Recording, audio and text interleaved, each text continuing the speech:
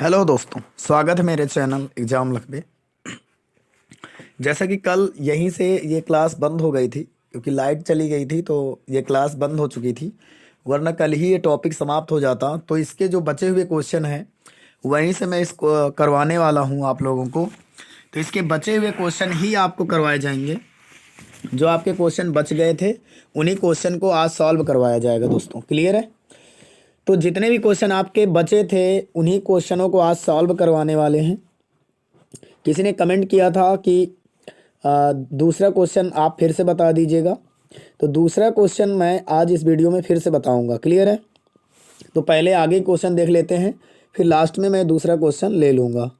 तो चलिए देखिए, ये जो है फ़ोटो बीच में ऐड हो गई है थैम्बल, तो इससे परेशान मत होइएगा, कोई दिक्कत नहीं है इससे।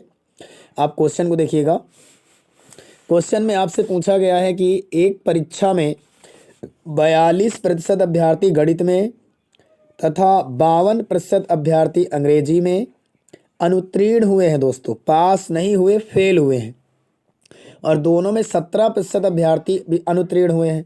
तो दोनों विषयों में 46 अभ्यर्थी उत्तीर्ण हुए यानी पास हुए। तो कुल अभ्यर्थियों की संख्या कितनी? क्लियर?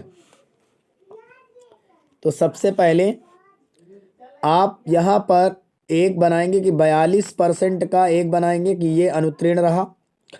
और दूसरा जो है, दूसरा आपको 52% क्या है? अनुत्तीर्ण रहा। तो ये 52% अनुत्तीर्ण रहा, आप ये देखिएगा। क्लियर है? तो 52% ये रहा। और इसके बाद आपका दोनों में क्या रहा? 17% रहा। तो आपको इसे करना कैसे, ये तरीका आपको समझना है। क्लियर है?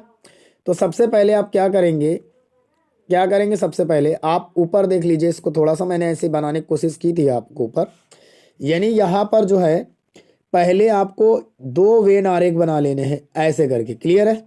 बीच में 17% आपको रख देना है। तो 17% बीच वाला क्या हो जाएगा? आपका कॉमन हो जाएगा। समझ रहे हैं ना? चलिए फिर से बना लेता हूँ, छोटा हो गया था। 17% जो है ये कॉमन वाला हो जाएगा। समझ गए ना? क्या हो जाएगा? कॉमन वाला, यानी 17% आपका कॉमन वाला होगा। तो ये कॉमन के अंदर आ जाएगा 17%। क्लियर है? इधर वाला ये एम मैथ का होगा, इधर वाला इंग्लिश का होगा। ये मान लेता हूँ। ये एम का मतलब आप समझ रहे हैं ना? एम का मतलब मैथ है, ई का मतलब इंग्लिश है। तो 17% तो यही हो गया। तो 42 में से आप 17 घटा दीजिए, कितना बच रहा है? तो 42 में जैसे ही आप 17 घटाएंगे कितना बच रहा है वो पता चलेगा आपको। फिर वही को यहाँ रखना है। समझ रहे हैं ना? ध्यान से समझिएगा। 42 में जैसे आप 17 माइनस करेंगे तो देखो यहाँ पर 12 आएगा, 12 में 7 गया 5 आएगा, और इधर 3 में से 1 गया 2 आएगा, यानी 25 बचा ना। 25, तो 25 इधर लिख दीजिए। 25% जो है वो गणित में अनुत्तीर्ण रहे। इसके बाद आपको क्या करना है, इसको इरेज कर लेते हैं। इसके बाद आपको ये देखना कि 52% अंग्रेजी में, तो 52 में 17% तो बीच में है, तो उसको हटा दीजिए, तो 0 आया। और 5 में से 1 गया 4 आया, यानी 40% आपका इंग्लिश में जो है अनुत्तीर्ण रहा। 40% इंग्लिश में अनुत्तीर्ण रहा। तो ये आपका टोटल जोड़ेंगे ना, तो ये 17 और 40 मिला के 52 हो गया, और 17 और 25 मिला करके 42 हो गया। तो ये तीनों को टोटल जोड़ दीजिए, अब कितना हुआ? तो देखो 25, 40 और 17 जोड़ देता हूँ। 7 5 12, 4 2 6 1, 7 और 1 8। क्लियर है? 4 2 6 7 1 8, यानी 82% टोटल अनुत्तीर्ण हुए हैं। तो अगर 82% टोटल अनुत्तीर्ण हुए हैं तो आप यहाँ देख लीजिए, तो 82% अनुत्तीर्ण हुए तो 100 में से 82 आप हटा दीजिए। तो आपका जो 18% बचेगा, 18% भी जो हो बचेगा वो आपके क्या हुए हैं? उत्तीर्ण हुए हैं। ठीक है? दोनों विषयों में उत्तीर्ण हुए हैं। क्लियर है कि नहीं क्लियर है? तो जो 18% आया वो किसके बराबर दिया है? 46 के बराबर दिया है। किसके बराबर दिया है? 46 के बराबर दिया गया है। तो 18 को आप 46 के बराबर करेंगे, तो यहाँ पर अगर 2 से काटते हैं तो 3 से काटते हैं, 3 छंग 18, 3 से काटते हैं, 3 से नहीं कटेगा, 3 से नहीं कटेगा तो 2 से काट लीजिए। 2 से काटेंगे तो 2 नहीं 18, और 2 से अगर इसको काटेंगे तो कितना हो जाएगा, 2 दूनी 4, 2 तिहाई 6। अब ये आपका कितना आ जाएगा, 9 कुछ आएगा ना, 9/23। क्लियर है ना। चलो देखता हूँ मैं एक बार। क्लियर है दोस्तों, ये कट नहीं रहा है, इसका मतलब कहीं ना कहीं प्रॉब्लम हो गई है, क्योंकि 18 से तो कट ही नहीं रहा, तो इसका मतलब कहीं ना कहीं दिक्कत हो गई है। तो मैं एक बार इसे देख लेता हूँ, इसको मिटा देता हूँ, क्योंकि कट नहीं रहा है, तो कहीं ना कहीं कैलकुलेशन में दिक्कत हुई है, तो इसके लिए सॉरी, माफ़ करना मुझे। मैं इसको एक बार चेक कर लेता हूँ कहाँ दिक्कत हुई है, और मैं फिर से बता दूंगा आपको, कोई प्रॉब्लम नहीं है। कहीं ना कहीं दिक्कत हुई है, इसलिए कट नहीं रहा। घटाने में दिक्कत हुई है, पता नहीं कहाँ दिक्कत हुई है, मैं चेक कर लेता हूँ एक बार कि माइनस करने में तो दिक्कत नहीं हुई। तो एक बार मैं चेक कर लेता हूँ। तो एक बार मैं क्या कर लेता हूँ कि अगर मैं घटाता हूँ 42 में 17 तो 25 ही आएगा। सही बात है भाई, 42 में अगर मैं 17 घटा देता हूँ तो 25 ही आएगा। क्लियर, ये तो सही है गणित वाला। अब एक बार मैं इंग्लिश वाला चेक कर लेता हूँ। यदि 52 में मैं 17 घटाता हूँ तो यहाँ पर 12 में 7 गया 5, और 4 में से गया 3। सॉरी दोस्तों, यहाँ 35 आएगा, मैंने 40 लिख दिया है, इसीलिए आंसर नहीं आ रहा था, इसीलिए कट नहीं रहा था वो। ठीक है, तो आप घबराइएगा नहीं, ये यहाँ पर 35 होना चाहिए, 35% दोस्तों, इसीलिए तो कट नहीं रहा था, वरना कट जाना चाहिए था उसे, है ना। क्योंकि ऑप्शन देख कर तो मुझे नहीं लग रहा था कि पूरा पूरा आंसर नहीं आएगा। तो यहाँ पर 25 और 70 और 35 जोड़ेंगे तो कितना आएगा, 5 7 5 12, 5 17 की 7, और 3 2 5 1 6 1 7, 77 आ जाएगा ना। अब 77 आ जाएगा। अगर 77 मैं घटाता हूँ 100 से, 100 से अगर 77 घटाया जाता है, माइनस किया जाता है दोस्तों, तो आपके पास जो क्या आ जाएगा, आपके पास 23 आ जाएगा ना दोस्तों। अगर 100 से आप 77 को माइनस करते हैं तो 23 ही तो बचेगा, जो कि आपको 23 की वैल्यू 23, ये देखो ये फेल होने वाले हैं तीनों। तो अगर 77% फेल होने वाले हैं तो 100 में 77% फेल हो गए, तो 23% आपके पास हुए, जो कि 46 अभ्यर्थी उत्तीर्ण के बराबर है। क्लियर है। तो 23% अभ्यर्थी पास हुए, जो कि 46 के बराबर है। तो 23 दूनी 46, 1% की वैल्यू कितनी आ जाएगी, 2। और आपको क्या निकालना है, 100% विद्यार्थी बताना है। तो 100% की वैल्यू इधर 100 हो जाएगा, इधर 100 का गुणा, यानी 200 कैंडिडेट टोटल रहे होंगे। समझ गए आप। तो इसमें कौन सा ऑप्शन सही हो जाएगा, ऑप्शन नंबर बी बिल्कुल इसका सही उत्तर हो जाएगा। ऑप्शन नंबर बी बिल्कुल इसका सही उत्तर हो जाएगा इस प्रश्न का। कि एक परीक्षा में जो अभ्यर्थी थे, एक परीक्षा में जो 42% अभ्यर्थी थे गणित में, और 52% अभ्यर्थी अंग्रेजी में अनुत्तीर्ण हुए थे, 17% दोनों में। तो दोनों विषय में अनुत्तीर्ण हुए थे, तो दोनों विषय में पास होने वाले कैंडिडेट दिए गए थे। तो आपको एक वेनारेक बना लेना है, 17% बीच में रख देना है, फिर 42 से 17 घटाना है, और देखना कितना बच रहा है। तो जितना बचेगा वो आपका इसमें रख देना, क्योंकि दोनों को जोड़ने पर 25 आना चाहिए, क्योंकि ये भी तो इसी के अंदर आ रहा है। यानी दोनों को जोड़ने पर 42 आना चाहिए, तो 25 ये और 17 ये, 42 हो गया। अब 52 में आप कितना घटाओगे, 17 घटाओगे तो 35 बचेगा। 35 इंग्लिश में यहाँ था, 17 यहाँ था, ये भी हो गया 52। अब इन तीनों को यदि ऐड करते हैं तो ये फेल होने वाले आएंगे। तो फेल होने वाले 77% है, और टोटल कैंडिडेट 100% है, तो 100 में 23% ऐसे हैं जो पास हुए हैं, जो कि 46 के बराबर। तो 1% की वैल्यू 2 आ गई, 100% की वैल्यू 200 आ गई। तो इसका ऑप्शन कौन सा सही हो जाएगा, ऑप्शन नंबर बी बिल्कुल सही उत्तर हो जाएगा। इसके बाद अगला क्वेश्चन क्या कह रहा है, अगला क्वेश्चन हम चल लेते हैं अगले प्रश्न की ओर। अगला प्रश्न ये आपका दिया गया है, जो कि देख लीजिए आप किस विषय से संबंधित है। यानी ये भी ऐसे ही प्रश्न है, देख लीजिए ध्यान से, क्या चुनाव के लिए प्रश्न है ये। कि किसी कक्षा में 72% विद्यार्थियों ने जीव विज्ञान, 44% ने गणित विषय चुना। यदि प्रत्येक विद्यार्थी ने जीव विज्ञान तथा गणित में कम से कम एक विषय चुना हो, तथा 40 विद्यार्थियों ने ये दोनों विषय चुने हो, तो कक्षा में कुल कितने विद्यार्थी थे। बहुत ही इंपॉर्टेंट प्रश्न है। इस प्रश्न को आप जवाब दीजिए, बताइएगा इस प्रश्न को क्या आएगा। क्लियर है। तो इस प्रश्न का जवाब मैं आपसे चाहता हूं, बताइएगा इस प्रश्न का जवाब क्या हो सकता है। इस प्रश्न का जवाब क्या हो सकता है, इस प्रश्न को जल्दी से कमेंट करके बताइए। जल्दी से ऑप्शन देख लीजिए कौन सा सही होगा, और इसका जवाब हमें आप कमेंट बॉक्स में दीजिए। जल्दी से इसका जवाब दीजिए। मैं आपका 10 सेकंड वेट करूंगा, फिर इसके बाद मैं बताऊंगा। क्लियर है। जल्दी से इसका जवाब दीजिए, क्या हो जाएगा इस प्रश्न का जवाब। जल्दी से दीजिए इस प्रश्न का जवाब क्या हो सकता है, जल्दी से जवाब दीजिए। कम ऑन, कमेंट करिए, जल्दी से कमेंट करिए, इस प्रश्न का जवाब दीजिए। तो कमेंट, चलिए मैं इस प्रश्न को बता देता हूँ कि आपके पास 72% विद्यार्थी हैं जो जीव विज्ञान लिए हैं, बायोलॉजी, और 44% विद्यार्थी ऐसे हैं आपके जिन्होंने आपका मैथ लिया है। क्लियर है? ये आपके बायोलॉजी वाले हो गए और ये आपके मैथ वाले हो गए। क्लियर है? अगर इन दोनों को मैं ऐड करता हूँ तो आपके पास 6 आएगा और 7 4 11, यानी 116% आएगा। समझ गए? 116% आएगा, जो कि 100 से कितना ज़्यादा है आप देख लीजिए। 100 में घटाएंगे तो 16% ज़्यादा है। 16% की वैल्यू कितनी दी गई है? 40 दी गई है, कम से कम। समझ गए? और आपको बताना है टोटल विद्यार्थी, तो टोटल विद्यार्थी का 100% का मान चाहिए, तो 40 ऊपर रहेगा, 16 से आप कर देंगे भाग, मल्टीप्लाई कर देंगे 100 से। समझ गए? तो 0 से तो कटेगा नहीं, अब 4 से 10 बार में कट जाएगा और 4 से 4 बार में कट जाएगा। अब 4 से ये 100 को काटेंगे तो 25 बार में कट जाएगा। समझे कि नहीं समझे? 25 बार में कट जाएगा और 10 से इसका गुणा हो जाएगा। इसका मतलब है क्या आ जाएगा?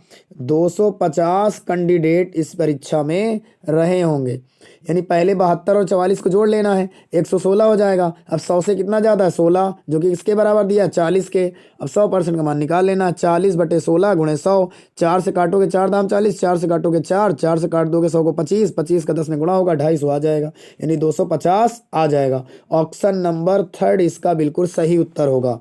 क्लियर है? ऑप्शन नंबर 3 बिल्कुल इसका सही उत्तर होगा। आपके स्क्रीन पर ये क्वेश्चन है, आप देख लीजिए, एक बार और पढ़ लीजिए, और फिर अगर आप नहीं कर पाते हैं तो मेरा सोल्यूशन भी आप देख सकते हैं, कोई दिक्कत नहीं है। क्लियर है? ये सोल्यूशन भी आप देख सकते हैं, सोल्यूशन आपके ही पास रहेगा आपकी वीडियो में। इसके बाद नेक्स्ट प्रश्न आपका देखो क्या पूछ रहा है आपसे कि चीनी के भाव में 40% की वृद्धि होने पर किसी परिवार को चीनी की वार्षिक खपत कितने प्रतिशत कम करनी होगी जिससे परिवार का खर्च ना बढ़े? जल्दी से इसका जवाब दीजिए। क्या ये प्रश्न भी नहीं कर पाएंगे आप? आपसे इतनी तो उम्मीद की जा सकती है कि इस प्रश्न का जवाब आप जरूर दे पाएंगे। इस प्रश्न का आप जवाब जरूर दे पाएंगे, तो जल्दी से इस प्रश्न का जवाब दीजिए कि इस प्रश्न का जवाब क्या होगा।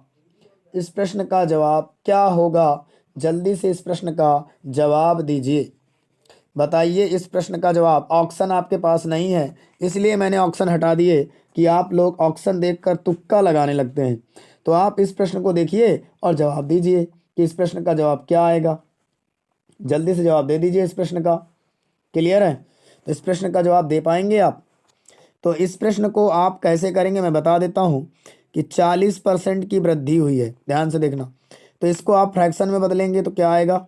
40/100 आएगा।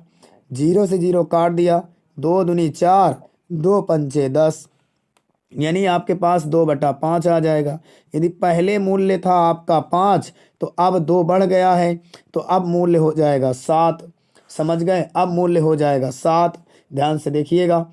तो उसने ये कहा है कि कितनी कम करनी चाहिए, आप प्रश्न को पढ़ लीजिए। उसने यही तो कहा है कि कितने प्रतिशत कम करनी होगी जिससे परिवार का खर्च ना बढ़े। तो देखो 7 से कितना कम करना होगा? 2 कम करना होगा। और किससे कम करना होगा? 7 से। परसेंटेज के लिए 100, यानी कितना आ जाएगा? 200/7।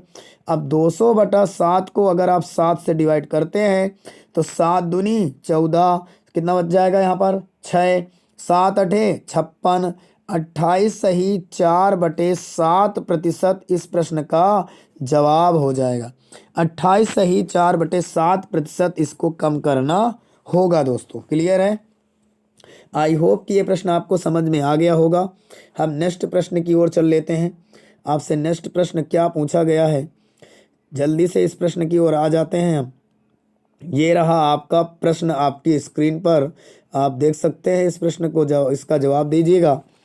किसी वस्तु पर 10% कर कम कर देने पर कुल राजस्व अपरिवर्तित रहता है, तो इस वस्तु के उपभोग में कितने प्रतिशत की वृद्धि हुई है? रेलवे परीक्षा 2002 में पूछा गया है। रेलवे परीक्षा 2002 में पूछा गया है। इसका जवाब दीजिए, क्या आएगा इसका जवाब? जल्दी से इसका जवाब दीजिए, क्या आएगा इसका जवाब?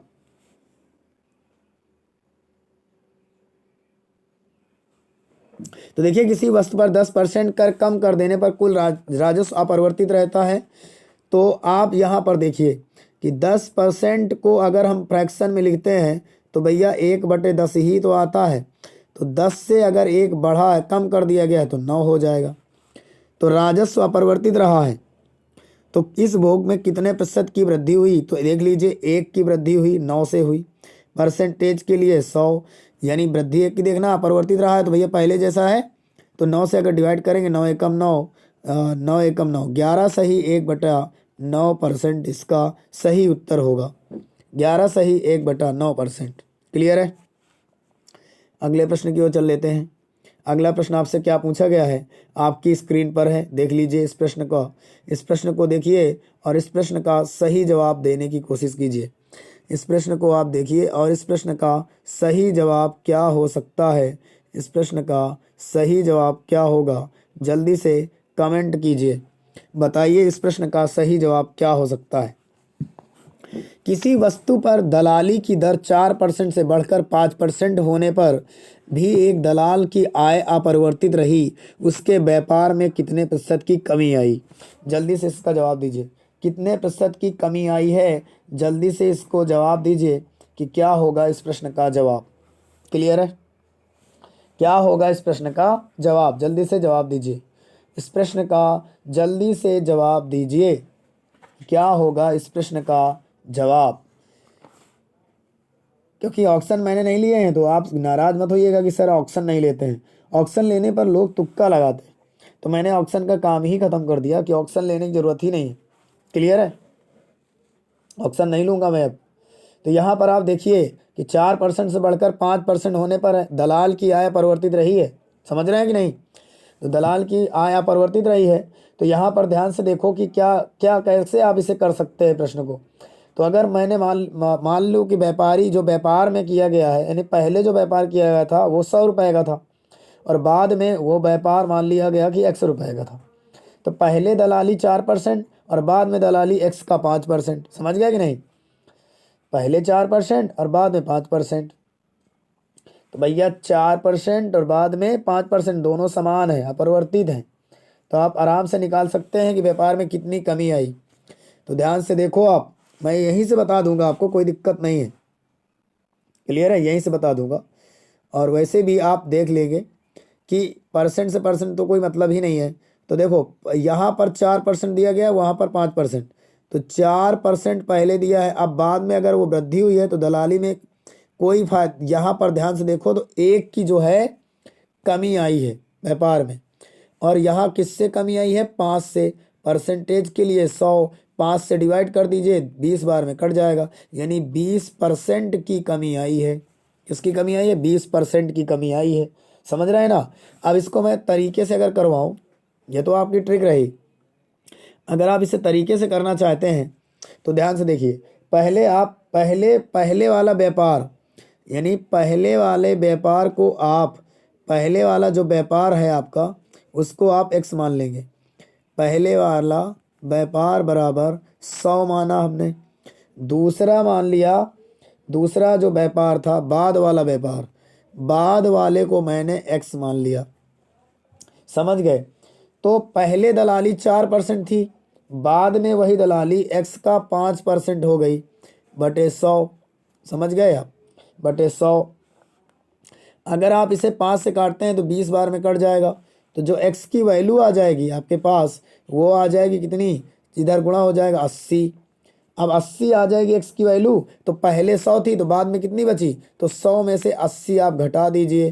तो जब 100 में से 80 आप घटा देंगे तो आपका 20% ही तो बाद में बचेगा, और यही आपसे पूछ रहा था। समझ गए कि नहीं समझ गए? यही आपसे पूछ रहा था। तो अगला प्रश्न आपकी स्क्रीन पर है, ये आपको समझ में आ गया होगा, आई होप। अगला प्रश्न आपकी स्क्रीन पर आ गया। मैं चलिए, इसमें ऑप्शन आपको मिल रहे हैं, टाइपिस्ट ने इसमें ऑप्शन डाल दिया है तो मैं अब उसको कुछ कह नहीं सकता।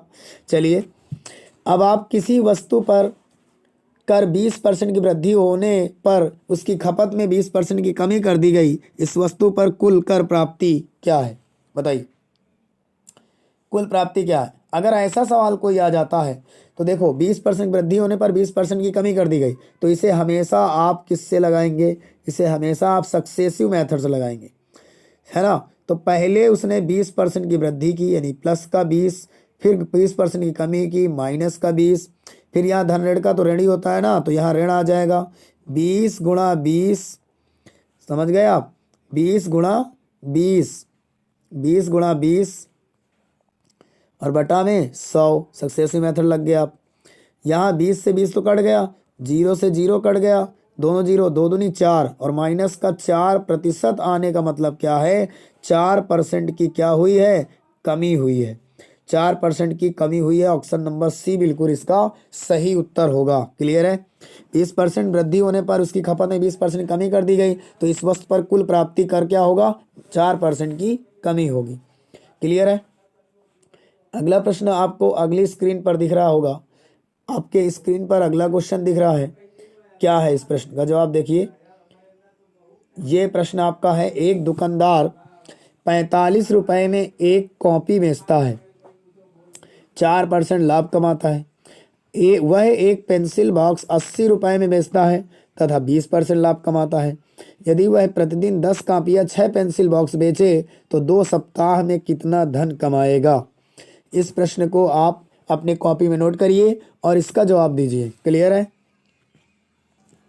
तो चलिए इस प्रश्न को आप ध्यान से समझिएगा, बहुत ही अच्छा प्रश्न है। आप यहाँ देखिए कि वो प्रतिदिन कितनी कापियाँ बेच रहा है, 10, और कितनी पेंसिल बेच रहा है, 6। क्लियर है।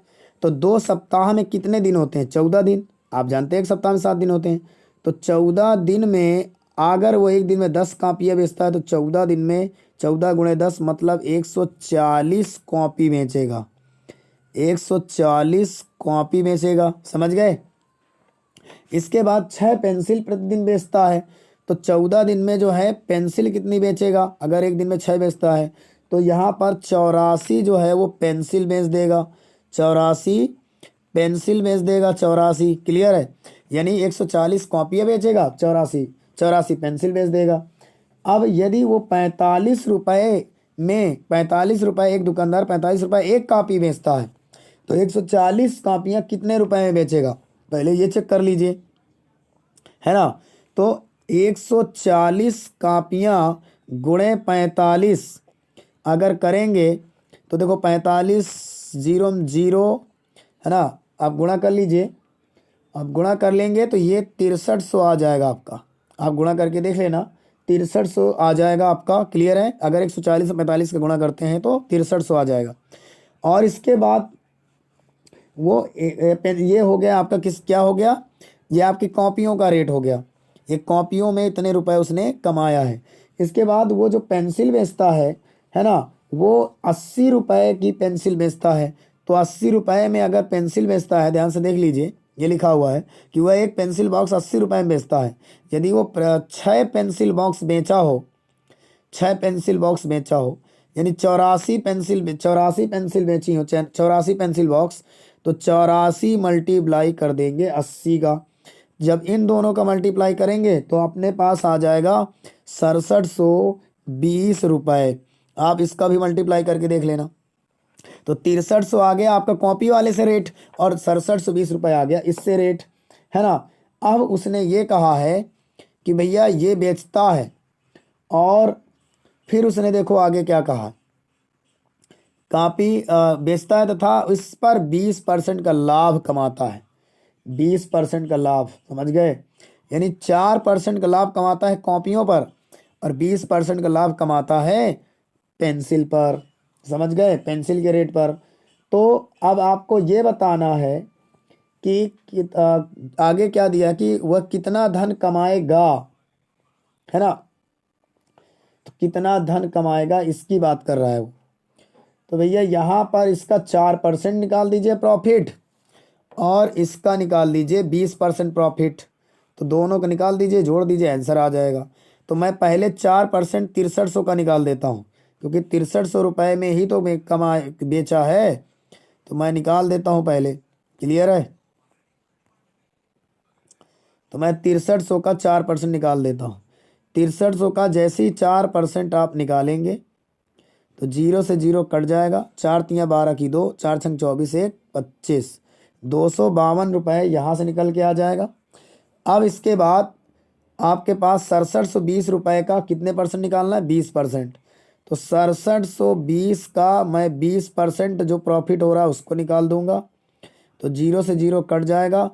अब इसका अगर हम गुणा करते हैं तो ध्यान से देखिएगा क्या आ जाएगा आपके पास, 2 दूनी 4, क्लियर, 2 सत्ते 14 की 4, हासिल आया 1, और 2 छक्का 12 और 1 13, 12 और 1 13, 1344 यहाँ से आ जाएगा।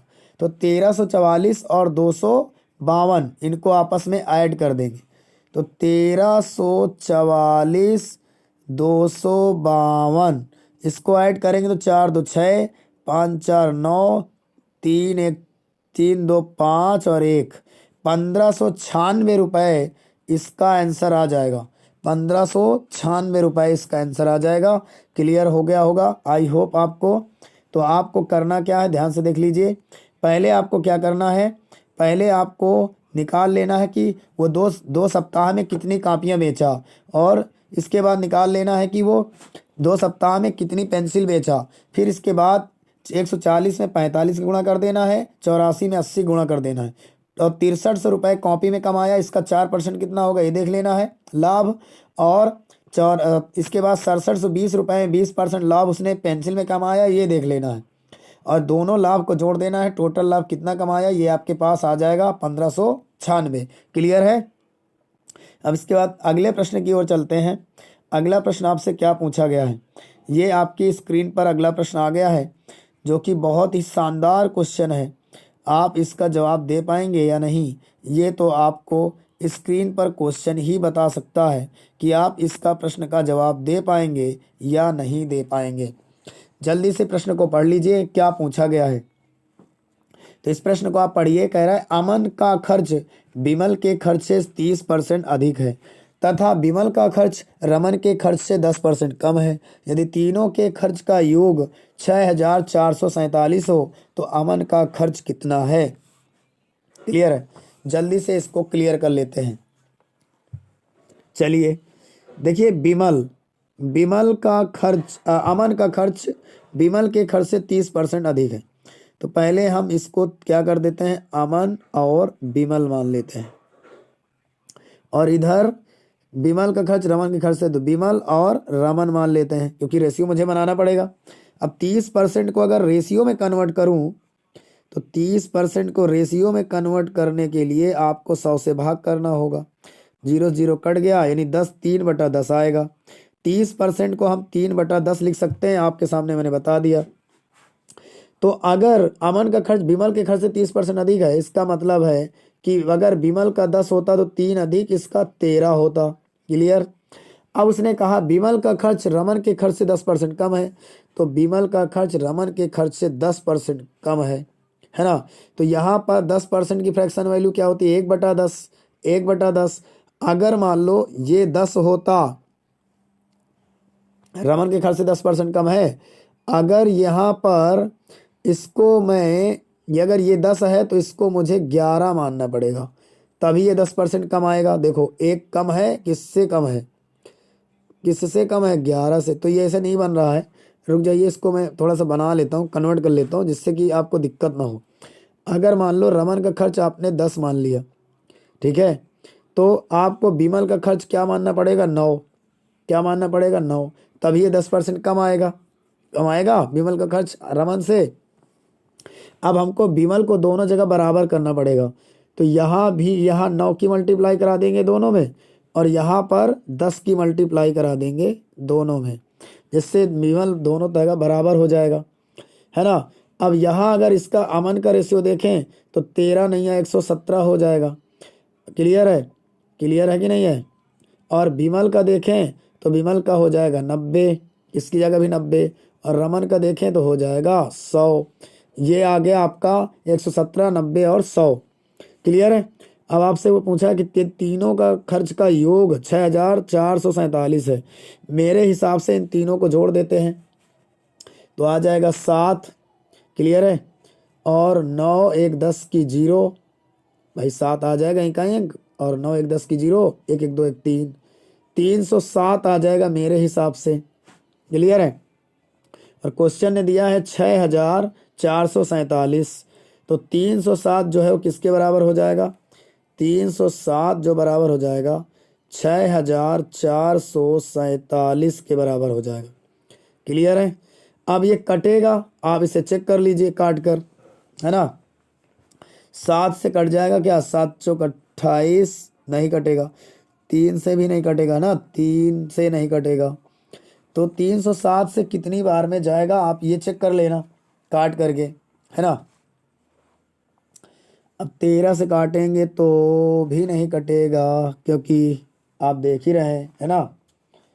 तो जल्दी से बताइए क्या हो सकता है इसका जवाब, जल्दी से बताइए क्या होगा, कैसे कटेगा भाई साहब। अगर इसको मैं देखूं तो 21 से कट रहा शायद, 21 एक कम 21, और आपका 9 बचा है तो 7, हाँ 21 बार में कट जाएगा। 307 से ये 21 बार में कट जाएगा। आपकी 21 का गुणा करा के देख लेना। क्लियर है। 21 बार में कट जाएगा। 100% की वैल्यू चाहिए तो भैया आपको क्या करना पड़ेगा? अब 21 बार में कट गया, है ना। क्लियर है ना, समझे आप? क्योंकि यहाँ पर ध्यान से देखो ये क्या कह रहा है, खर्च का योग, यदि तीनों के खर्च का योग इतना है तो इसका मतलब 1% की वैल्यू निकल गई, 100% की वैल्यू कितनी आ जाएगी? 100 आ जाएगा आपका 2100। क्लियर है।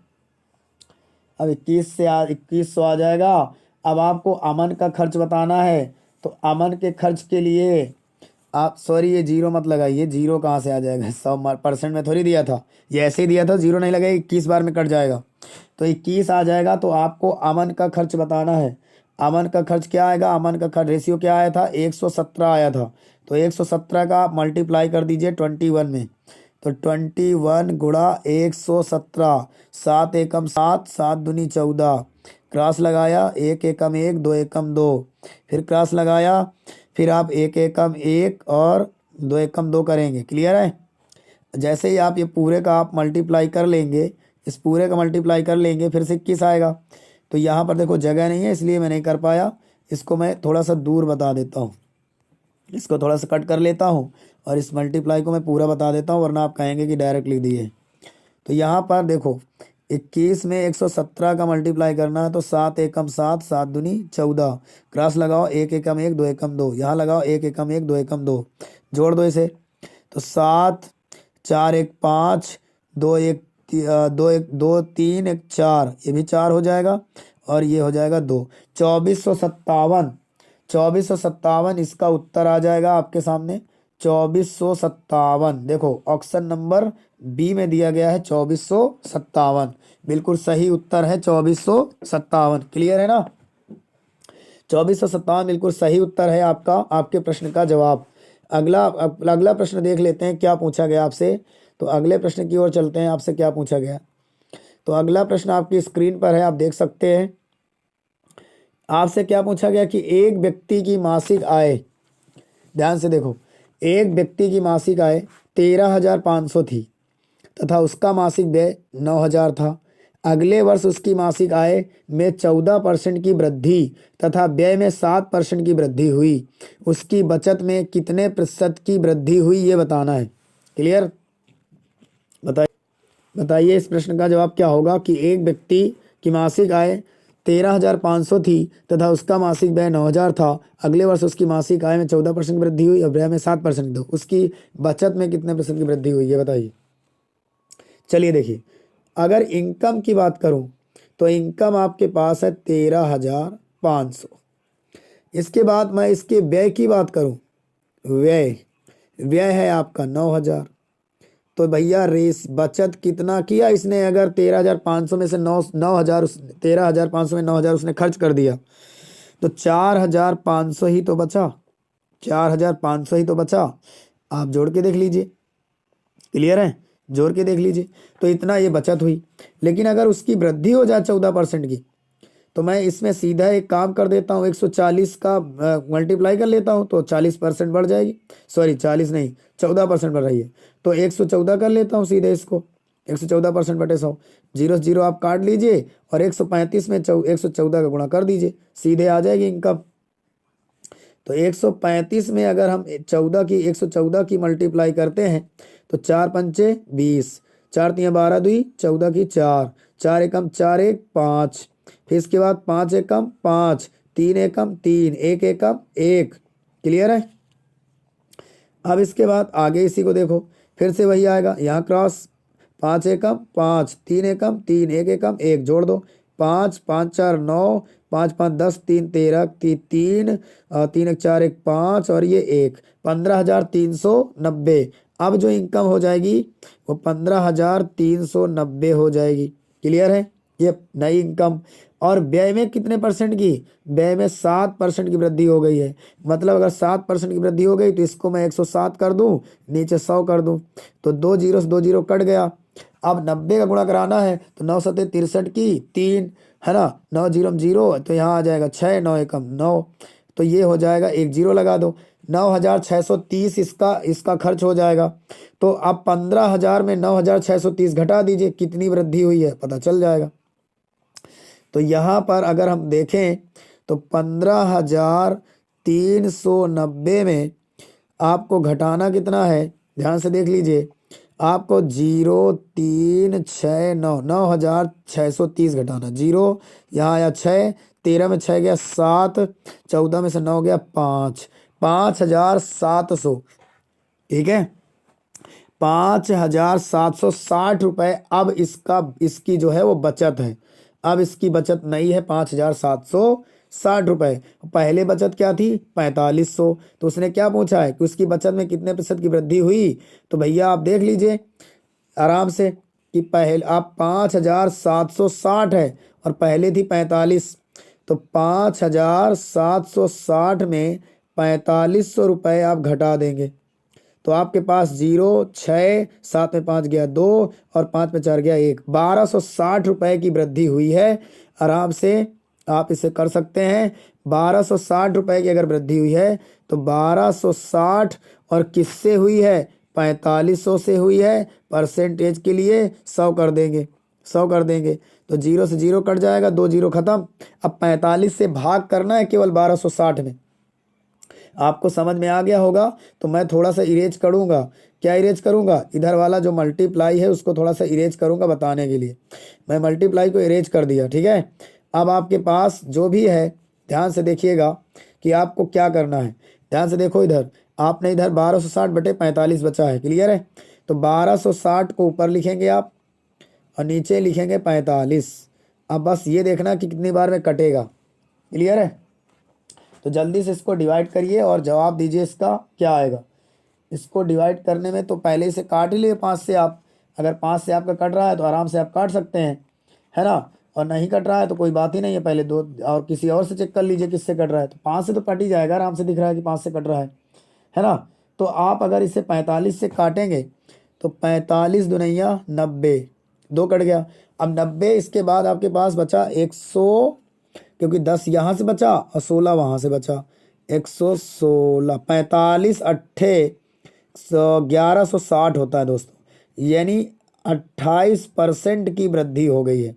क्लियर, कितनी वृद्धि हो गई है, 28% की, यानी ऑप्शन नंबर सी बिल्कुल सही उत्तर है, 28% की वृद्धि हुई है दोस्तों। क्लियर, चलिए अब आगे अगले क्वेश्चन की ओर। अगला क्वेश्चन आपसे क्या पूछ रहा है, आ जाते हैं अगले प्रश्न की ओर। ये देखिए आपके सामने बहुत ही इंपॉर्टेंट क्वेश्चन आ गया है। 50 ग्राम शीशे व टिन के मिश्रण में 60 ग्राम शीशा है।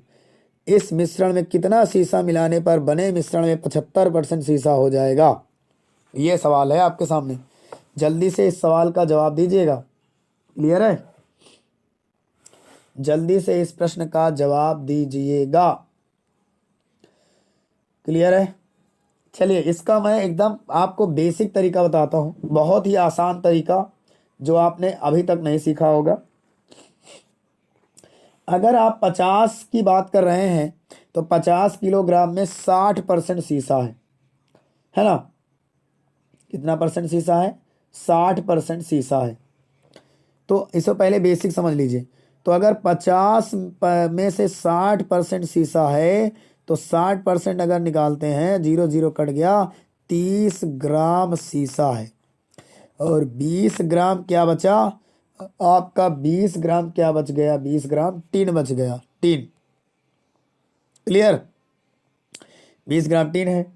अब आपको क्या करना है कि कितना शीशा, इस मिश्रण में कितना शीशा मिलाया जाए, यानी 50 में कितना शीशा और मिला दिया जाए कि जो आपका मिश्रण हो उसमें 75% शीशा हो जाए, ये कह रहा है। क्लियर है? तो शीशे का परसेंटेज निकालने के लिए आपको 50 में मान लो x मिला दिया गया, x मिश्रण मिला दिया गया। क्लियर है? तो यहाँ पर 30 में भी तो शीशे की मात्रा बढ़ेगी 75% करने के लिए। तो अगर 30 में से देखें कि x बढ़ गया 30 में, और किससे बढ़ गया? 50 प्लस x से गुणे 100 करेंगे तो ये किसके बराबर आएगा? 75% के बराबर आएगा दोस्तों। किसके बराबर आएगा? 75% के बराबर आएगा। यानी यही वैल्यू 75 के बराबर होगी। अब इसे आप काट सकते हैं आराम से। 25 तियाँ 75, 25 चौको 100। अब 4 का ऊपर मल्टीप्लाई होगा तो 4 तियाँ 12, 120 प्लस एक्स, इधर गुणा होगा तो 5 तियाँ 15, 150 प्लस एक्स। समझ गए? तो यहाँ पर देखो 150 और 100, यहाँ सॉरी 4x आएगा क्योंकि 120 कर लिया मैंने, इसमें x में गुणा नहीं कराया। तो यहाँ पर जो x नहीं 4x आएगा। कितना आएगा? 4x। अब देखो 120 और 150 में कितने का अंतर है, और ये 4x और x में कितने का अंतर है? तो 150 और 120 में अंतर है 30 का। तो कितने का अंतर है? 150 और 120 में कितने का अंतर है? जल्दी से जवाब दीजिए। और इधर 3x भी आएगा क्योंकि मैंने x यहाँ पर जो है x लिख दिया केवल। ध्यान से देखो, ये 3 का मल्टीप्लाई दोनों में होगा, 3 पचे 15 और 3x, तो यहाँ 3x आएगा दोस्तों। अब ये 4x और 3x में अंतर कितने का है? x का है अंतर, यहाँ x लिख दो। और इसके बाद 150 120 में अंतर है 30 का, यानी इसमें 30 ग्राम आपको मिलाना पड़ेगा। समझ गए? ये 30 ग्राम मिलाना पड़ेगा। ऑप्शन सी इसका बिल्कुल सही उत्तर है। पहले क्या करना है? 50% का 60% निकालना है, 30 ग्राम आ जाएगा, 20 ग्राम टीन है। अब आपको 50 ग्राम में कितना शीशा मिलाना जाए, हम x मान लिया तो इधर इसकी मात्रा भी तो बढ़ जाएगी, शीशे की मात्रा। तो मान लिया 30 में x बढ़ गया, किसमें मिलाने पर? 50 मिलाने पर, गुणे 100 किसके बराबर हो गया? 75% के। अब 25 चौको 100, 25 तिया 75, 4 का गुणा ऊपर होगा, 3 का गुणा नीचे होगा। समझ रहे हैं ना आप? ध्यान से देखिएगा। तो यहाँ पर जैसे ही गुणा हुआ तो ये आ गया 4 तिया 12 और 4x प्लस में, और इधर गुणा हुआ तो 3 पचे 15 और 3x। अब आपको 3x को इधर लाना, तो 4x में 3x घटा तो x आ गया। 120 को उधर ले जाना, इधर ले जाइए 120 को। जब ये 120 को आप इधर ले जाएंगे तो ये घट जाएगा तो 30 बचेगा। तो x की वैल्यू क्या आ जाएगी? 30। यही 30 ग्राम मिलाया गया है। समझ गए आप? समझे कि नहीं समझे? ये एकदम बेसिक तरीका है। और यदि इसे करना है तो आप इसे रेशियो मेथड से भी कर सकते हैं। तो कमेंट कीजिएगा, यदि आपको ये समझ में नहीं आएगा तो मैं रेशियो मेथड से ज़रूर बताऊंगा इसको। क्लियर है? रेशियो मेथड से कैसे बताऊंगा कि 50 ग्राम शीशा है, उसमें 60% आपका, 50 ग्राम शीशे में 60% शीशा है। 50 ग्राम मिश्रण में, शीशे व टीन के मिश्रण में 60 ग्राम शीशा है, तो 30 ग्राम वो बचेगा। तो रेशियो बना लूँगा। अब अगर उसको 75% बनाना तो इसको भी फ्रैक्शन में बदल लूँगा। समझ गए? इसको भी फ्रैक्शन में बदल लूँगा और एक की समान मात्रा कर दूंगा। किसकी? टीन की, है ना? टीन की। तो बस आ जाएगा। कैसे? देखो तरीका देखो। पहला तरीका आपको समझ में आ गया होगा। मैं दूसरा तरीका आपको समझाने जा रहा हूँ जो कि आपको बेहद पसंद आएगा। देखिए, तरीका नंबर सेकेंड इसका मैं आपको बता रहा हूँ। तो बेसिक तरीका मैं आपको बता चुका हूँ, आपने इसको समझ लिया होगा। अब मैं इसका थोड़ा सा एडवांस तरीका बता रहा हूँ कैसे करना है। पहले 60% को आप फ्रैक्शन में बदल लीजिए। 60% को फ्रैक्शन में बदलेंगे, 0 0 कट गया, 2 पंचे 10, 2 तिहाई 6। अगर 5 मिश्रण रहा होता, ध्यान से देखो, 60% शीशा है, अगर 5 मिश्रण रहा होता तो उसमें 3 आपका शीशा होता। क्या होता? 3 शीशा होता। तो 3 अगर शीशा है तो 2 क्या बचा? 2 बचा आपका टीन। समझ गए? ये शीशा हो गया, ये टीन हो गया। अब इसके बाद आगे कह रहा है यदि कितना और मिलाया जाए कि 75% आपका सीसा हो जाए। तो 75% की फ्रैक्शन वैल्यू मिलाओगे तो 25 चौको 100, 25 तिया 75। अगर मिश्रण 4 रहा होता, मिश्रण अगर 4 रहा होता तो उसमें 3 क्या होता, सोचो 3 अगर आपका सीसा होता क्या होता, 75% सीसा हो जाए तो कह रहा है 3 अगर सीसा होता, 3 अगर सीसा होता तो आपके पास टिन की मात्रा कितनी होती, 1 होती। लेकिन मुझे टिन की मात्रा को बराबर करना है, टिन में तो खुद ही कुछ मिलाया घटाया थोड़ी गया है, और 50 ग्राम मिश्रण था टोटल मेरे पास, और इसको अगर मुझे बराबर करना है तो इसमें 2 की मल्टीप्लाई करानी होगी। क्लियर है, 2 की मल्टीप्लाई करानी होगी। तो 2 की जब मल्टीप्लाई कराऊंगा तो 2 तिहाई 6 और ये 2 दे कम 2 हो जाएगा। तो आप देखो टिन की मात्रा हो गई बराबर। तो हमारे हिसाब से यहाँ पर कितना मिलाया गया है, यहाँ पर मिलाया गया है, देखो 3 से ये 6 हो गया सीसा, तो ये मेरे हिसाब से 3 मिलाया गया है। कितना मिलाया गया, 3। लेकिन शुरू में जो मिश्रण था इन दोनों को जोड़ोगे तो 3 सीसा था तो 2 था 3 टिन, तो 3 और 2 5 हो जाएगा। लेकिन मिश्रण ने कहा है वो 5 नहीं था दोस्तों, वो मिश्रण था 50। इससे कितने गुना ज्यादा है, इससे 10 गुना ज्यादा है, यानी 50 हो गया। उसी प्रकार वो 3 नहीं मिलाया गया, 3 से 10 गुना ज्यादा मिलाया गया, 30 ग्राम मिलाया गया। तो ऐसे भी इसे एडवांस तरीके से कर सकते हैं। देखिए मैंने कोई एक्स नहीं माना, 60% को फ्रैक्शन में बदला तो 60/100 आ गया, इसको काट दिया तो 3/5 आ गया। यदि टोटल मिश्रण 5 रहा होता तो उसमें आपका 3 सीसा रहा होता, 2 टिन रहा होता। क्लियर। और दूसरी बार उसने कहा कि बने मिश्रण में कितना और सीसा मिलाएं कि 75% सीसा हो जाए। तो 75 को फ्रैक्शन बदलेंगे तो 4 बटा कितना आ जाएगा, 25 या 75, 25 को 100, 3/4 आ जाएगा। जब भी 3/4 आए तो आपको पता है कि 4 जो है अगर मिश्रण रहा होता तो उसमें 3 सीसा रहा होता, 1 आपका टिन रहा होता। तो टिन की मात्रा थोड़ी मिलाई गई है, 3 को बराबर करना है, तो ऊपर वाला 2 है तो नीचे वाला 2 करना, 2 का मल्टीप्लाई करा दिया। जब 2 का मल्टीप्लाई कराया तो इसमें 3 में हुआ गुणा, 2 में 1 में हुआ, तो ये वाला 6 बन गया, ये 2 बन गया। अब देखो टिन बराबर हो गया, 2 यहाँ भी 2 यहाँ भी। अब 3 यहाँ सीसा था, यहाँ 6 था, कितना बढ़ गया 3। लेकिन मिश्रण 3 2 जोड़ेंगे तो 3 2 5, लेकिन क्वेश्चन ने कहा मिश्रण 5 नहीं था, शुरू में 50 था, तो 5 से कितने गुना ज्यादा, 10 गुना। उसी प्रकार यहाँ इससे 3 ना मिलाया गया है, 3 से 3 जो मिलाया गया 3 ना होकर उससे 10 गुना ज्यादा 30 ग्राम रहा होगा, यही आपसे पूछा गया है। आई होप आपको ये भी तरीका समझ में आ गया होगा, जो कि बहुत ही बेहतरीन था। अब मैं नेक्स्ट क्वेश्चन की ओर चल देता हूँ। आपका नेक्स्ट प्रश्न आपकी स्क्रीन पर है, आप देख सकते हैं, नेक्स्ट प्रश्न आपकी स्क्रीन पर है। क्लियर है। अब आपको इसको बताना है कि 7% लवण वाले 12 लीटर घोल को उबालकर 4 लीटर पानी उड़ा दिया जाता है, तो शेष घोल में लवण का प्रतिशत कितना है। जल्दी से जवाब दीजिए, क्या होगा इस प्रश्न का जवाब, जल्दी से बताइए इस प्रश्न का जवाब क्या होगा। देखिए आपको बता दूं कि यहाँ पर जो 12 लीटर घोल है आपका, 12 लीटर, क्लियर है, 12 लीटर आपका घोल है, इसमें आपका 7% क्या है भैया, लवण है। तो 7% अगर लवण है तो इसको निकाल लीजिए, तो यहाँ आएगा 12 सत्ते 84, 2 जीरो से भाग होगा तो 0.84 आ जाएगा। इतना लीटर आपका लवण है।